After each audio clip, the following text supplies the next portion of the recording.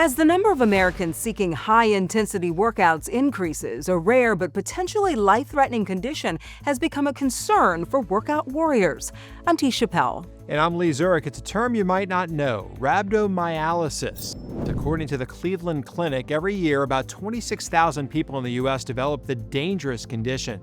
It occurs when muscle tissue breaks down and releases a damaging protein into the blood. While rhabdo, as it's commonly called, can occur after any kind of muscle damage, it's often caused by intense physical exertion, particularly in hot climates. Research shows cases have increased over the last 2 decades, one study reporting a 10-fold jump between the years of 2000 and 2019. Today, we want to educate you on the signs and symptoms to help potentially save a life. While marathon runners and fitness newcomers alike are impacted, reporter Heather Graff explains how those serving in the military are particularly at risk.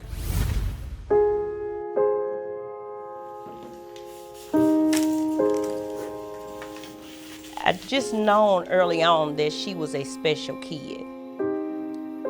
This is her. As Kiara Evans tells it, her daughter Kiara had long dreamed of joining the armed forces, her heart set on following in her father and brother's footsteps. I was very proud, and I just supported her on her decision. In 2019, at 20 years old, the Louisiana native enlisted in the Navy. She just was happy to do it. But weeks later, a tragic and unexpected incident at boot camp near Chicago. Kiara collapsed during a physical fitness assessment. They said that she was in the hospital, she was in critical condition, and I'm asking them what happened. And they said that she fell during the 1.5-mile run. Within hours, Kiara was gone. How do you even begin to process that as a mother? You don't. So I didn't get a chance to be by her bedside. I didn't get a chance to tell her I love her. I didn't get a chance to do the things that mommies do. According to Kiara's autopsy report, her cause of death was exertional rhabdomyolysis. Do you think branches of the military are pushing these recruits too hard and too far? Yes, they definitely is. Nobody signs up to die. That's not what they signed up for. The condition is triggered by strenuous exercise that causes skeletal muscles to break down, often during activities like running or heavy lifting. In severe cases, it can lead to kidney failure and even death. Experts say the muscle injury is rare and largely preventable, but recent data from the DoD's Defense Health Agency showed an overall increase in cases in the military between 2019 and 2023. That final year, more than 500 service members were diagnosed, with nearly half hospitalized. It is definitely an issue, and it's out there. Dennis Schofield is a research exercise physiologist. He used to work for the U.S. Army Research Institute of Environmental Medicine, where he studied the risk factors for rhabdomyolysis. We know that the Marine Corps maintains the highest PT standards, and it shows consistently, more than 2 times the exertional rhabdomyolysis risk than the Air Force or the Navy. And the Army's up there too. In fact, according to the Defense Health Agency data, cases in the Army increased by nearly 30% over the 5-year surveillance period. But across all branches, recruits had the highest risk of exertional rhabdo, with rates 6 to 10 times greater than all other service members. We have recruits coming from high school. They may or may not be that physically fit, and most of the training occurs in the summer months. That last point, an important one, as 3/4 of rhabdo cases occur during warmer months of the year. So you're much less likely to see it in someone who's been training and who's built up that tolerance. Dr. Derek Fine of Johns Hopkins University School of Medicine says early recognition and treatment are crucial, with symptoms ranging from urine discoloration to nausea to muscle swelling and soreness.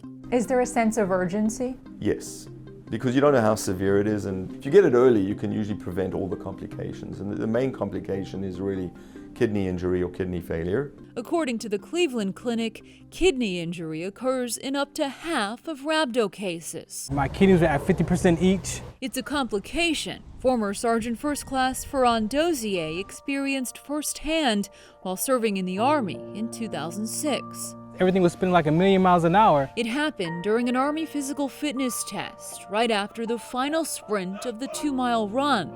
Farhan was rushed to the hospital. Physically, I was in a very bad state. I had severe muscle damage. I could barely walk. But the mindset of a soldier, you don't complain. He survived the ordeal and tried to get back to his old self, but says ongoing health problems ultimately led to his medical retirement in 2013. I had a lot of mental and physical pain at that time. And the pain is still with him today. I'd never recovered fully.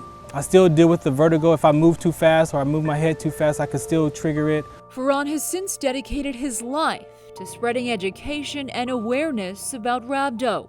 Anybody heard of rhabdo before? Engaging military personnel, athletes, and youth nationwide.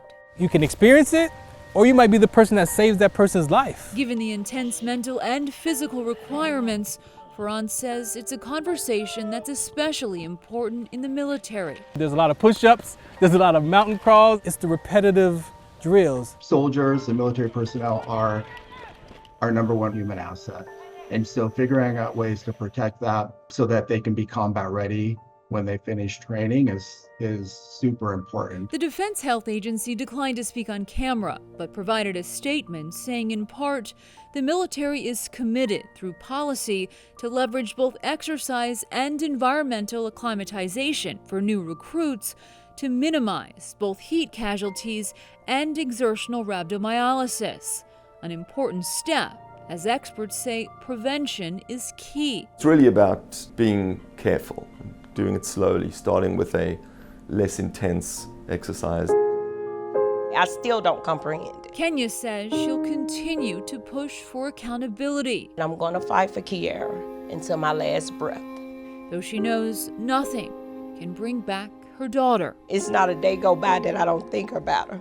My life is not the same. My life will never be the same. According to Kiara's autopsy report, in addition to exertional rhabdo, sickle cell trait was deemed a significant contributory factor in her death. Kenya says Kiara and her family had only just found out she possessed the trait during a health screening at boot camp.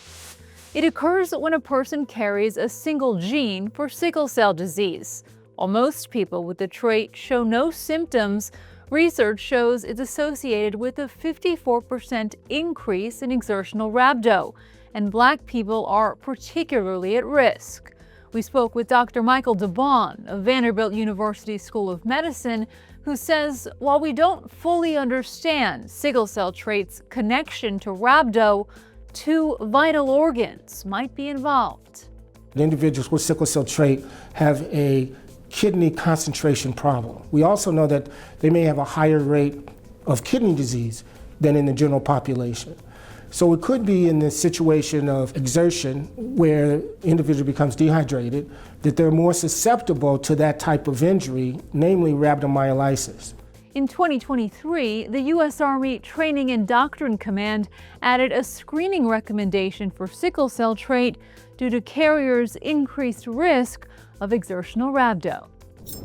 The Navy declined to comment on Kiara's case, but provided a statement saying in part, the Navy takes this condition very seriously and along with other military services has devoted a great deal of study to develop prevention, recognition, and treatment protocols.